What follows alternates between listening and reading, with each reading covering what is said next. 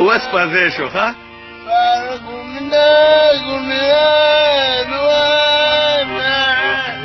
ډېر ښه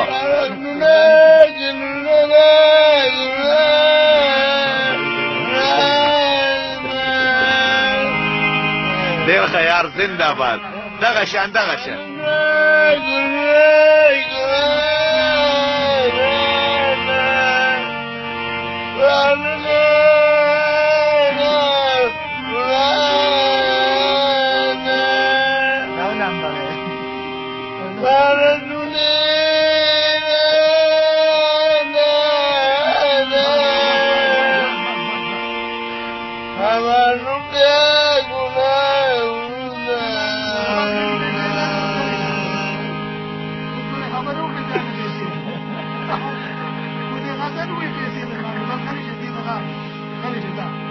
Well,